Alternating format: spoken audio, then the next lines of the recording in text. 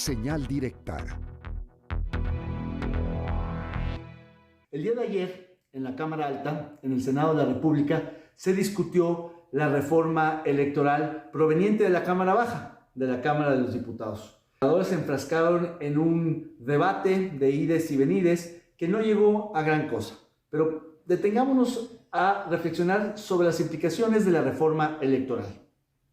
Desde el comienzo de la administración del presidente López Obrador, se planteó una reforma, o mejor dicho, la necesidad de una adecuación al Instituto Nacional Electoral. En realidad, es una aversión del presidente hacia el INE y en particular hacia algunos de sus consejeros electorales y muy en concreto en contra del presidente de este Instituto Autónomo Constitucional.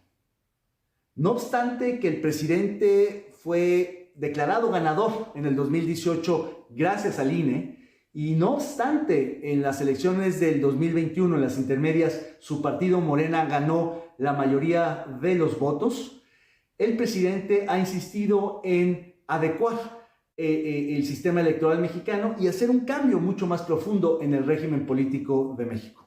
Más allá de la reforma constitucional que planteó el presidente, que como sabemos no procedió por no tener los votos suficientes en ambas cámaras, el partido oficialista y sus aliados, entonces el presidente, a través de su secretario de Gobernación y de su grupo parlamentario en ambas cámaras, está tratando de empujar una reforma a las leyes secundarias, una reforma legal que sin modificar la Constitución pueda adecuar las reglas del juego electoral.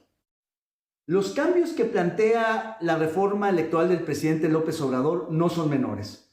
Y en ese sentido, lo primero que habría que advertir es que para una reforma de ese calado, de esa profundidad, creo que valdría muchísimo la pena que tuviéramos un tiempo para deliberar de manera mucho más amplia, profunda y responsable sobre las implicaciones del cambio en las leyes, aun cuando no se toque a la Constitución. Sin embargo, el oficialismo ha insistido en una reforma electoral y lo ha hecho de forma fast track, es decir, a toda velocidad.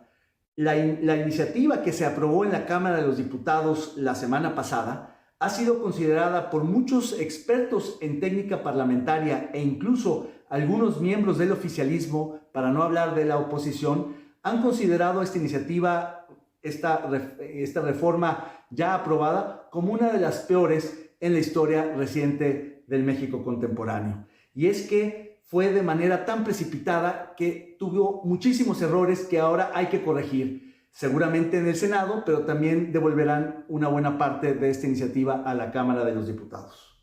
Habrá que seguir muy atentos a lo que sucede en el Senado, porque el día de hoy termina el periodo ordinario y se tendrá que ir a un extraordinario para sacar adelante esta reforma que es prioridad del presidente. Lo importante es que no salga una reforma que contradiga la Constitución, que desarme al INE o que ponga en riesgo las elecciones futuras. El INE es una de las conquistas de la transición de democracia más importantes de este país y por tanto hay que cuidar que tengamos un árbitro fuerte, honesto, autónomo, que arbitre las elecciones en este país.